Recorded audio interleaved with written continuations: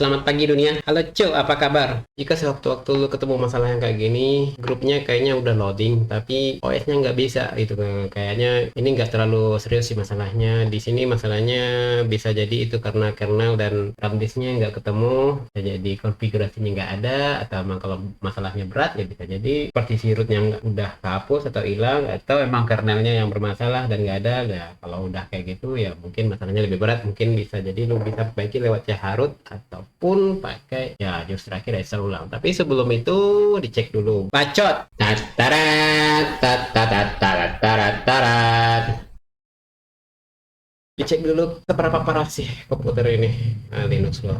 Pertama lu ketik dulu di grup nih, ini grup kan udah jalan nih, bisa dong pakai ketik dulu ls buat melihat apa aja sih partisi yang di dalamnya nih. Sudah ada nih proc sama MMD sudah ya, yang kita fokus ke hard disknya aja nih. Ada dimulai dari paling akhir nih, ada 0 GPT-4, berarti ada 4 partisi. Cek dulu satu-satu. Sama cek dulu di partisi yang pertama GPT-1, karena ini gua pakainya GPT. Anggap aja nih gua baru ngeliat nih, gua baru misalnya nemu komputer di mana gitu, tapi pas gua nyalain ternyata kayak gini kenyataannya. Ya udah, gua nggak tahu nih isinya apa aja nih. Cek dulu nih biar bisa menganalisa penyakitnya dan memperbaiki. Kalau kemungkinan masih bisa diperbaiki dengan cara yang ringan dulu. Cek dulu isi dari partisi pertama, ls buka kurung di HD0, sesuaikan namanya aja, koma GPT1 tutup kurung terus slash enter. Nah, berarti di partisi 1 EV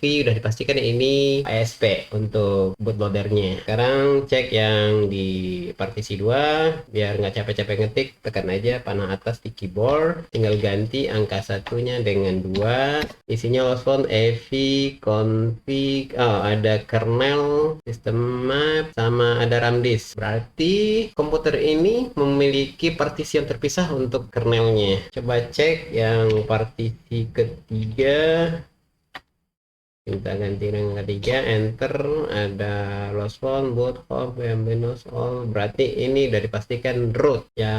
Cek yang keempat, kemungkinan besar ini home. Cek benar, aho ini lost phone dan aho ini nama user, berarti udah ketahuan. SDA satunya ESP, yang kedua ekstensi boot untuk naruh kernel dan RAM disk, ini yang ketiga root, yang keempat home. Nah kalau begini berarti sebenarnya normal nih, cuman grupnya nggak ngebaca kernel sama RAM disknya. Yaudah, root harusnya di GPT-3 ya, partisi 3. Cuman karena kernelnya di partisi yang kedua, di SDA2, ya pertama-tama nipu-nipu dulu, ditipu dulu grupnya, seolah-olah rootnya itu di SDA2. Set root sama dengan buka kurung HD0, GPT-2 ya, yang tempat kernelnya dulu. Enter. Nah, sekarang panggil kernelnya pakai kata linux spasi slash linuxnya ini nih, mana nih kernelnya nih, VM Linux sekian. Daripada ini nggak usah dicapek-capek nulis-nulis sampai segini doang, sampai segini banyaknya, cukup ketik linux spasi slash awalnya nah P nih, tik P, tekan tab. Tuh dia bakalan lanjutin dengan otomatis. Tadi kan udah nipu grup, ngatain pertamanya rootnya di partisi SDA2, sebenarnya mah di SDA3. Nah di sini dibenerin lagi, tunjukin root yang sebenarnya di sama dengan di SDA3 ya, di root sama dengan di dev slash SDA3. Dengan demikian di sini udah nyantumin perintah buat manggil kernel sama nentuin root yang aslinya di mana. Kan enter. Sekarang tinggal panggil RAM disknya. Init apa nih? Init RD untuk panggil RAM disk, pasti slash RAM disknya pakai ini nih, init rd.img. Berarti tinggal ketik huruf I, pencet tab, dia langsung otomatis enter. Kalau begini berarti udah selesai, tinggal di boot. Coba kita boot. Nah berhasil kalau kayak gini mah. Berarti udah bener.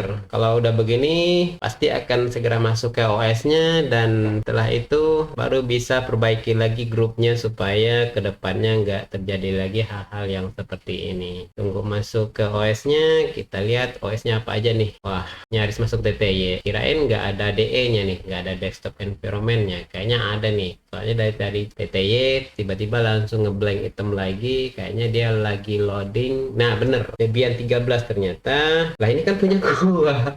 Kalau kumpul-kumpulnya gua ini apa dong? Iya, ini punya gua ya komputernya. Iya, username-nya Aho, passwordnya 1, enter.